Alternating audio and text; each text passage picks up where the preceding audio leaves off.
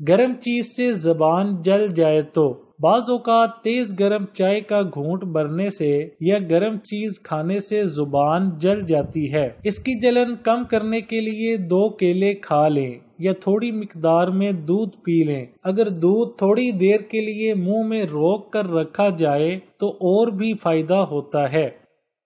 لکڑی کا furniture. Furniture سے مراد وہ ساری چیزیں ہیں جو بیٹھنے، آرام کرنے اور چیزیں وغیرہ رکھنے کے لیے استعمال ہوں۔ اچھا فرنیچر آرام دہ، خوشنما، مضبوط ہونا چاہیے۔ اس کی جھاڑ پونچھ ضروری ہے۔ فرنیچر کی لکڑی سادہ، کھردری سطح کی ہوتی ہے اور ملائم سطح چمکدار بھی۔ آپ اپنی مرضی سے خریدیں لیکن اس کی احتیاط کریں۔ پانی، سوڈا اور حرارت سے لکڑی کا رنگ خراب ہو جاتا ہے۔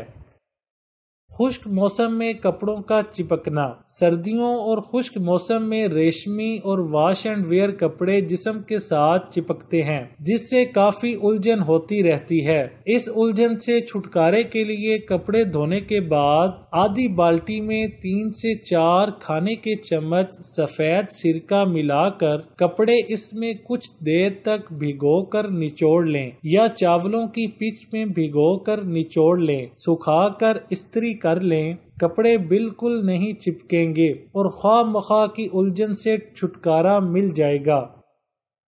انڈے کے خول کام آنا۔ انڈے کے خول کام آتے ہیں، ان کو آپ الماری میں رکھ سکتی ہیں، چھپکلیاں نہیں آئیں گی۔ ان سے آپ کھلونے بنا سکتی ہیں۔ اون اور ریشم کی مدد سے خوبصورت چوزے بن سکتے ہیں۔ چھلکوں کی جھلی اٹھا کر لیموں کے پانی سے خول صاف کر لیں، پھر ان کو آگ میں جلا کر پیس لیں۔ چھوٹے بچوں کو 1 چٹکی سفوف کی کھانے میں ملا کر دیں، کیلشیم کی کمی دور ہوگی، بچے صحت مند رہیں گے۔ کچھ لوگ یہ چھلکے صاف کر کے مٹی کے کوزے میں اچھی طرح بند کر کے جلاتے ہیں، پھر ان کو پیس کر رکھ لیتے ہیں۔ پرانی کھانسی، پیشاب کی زیادتی، کمزوری کے لیے چائے کا 1/4 چمچہ چند روز کھانے سے تکلیف دور ہوتی ہے۔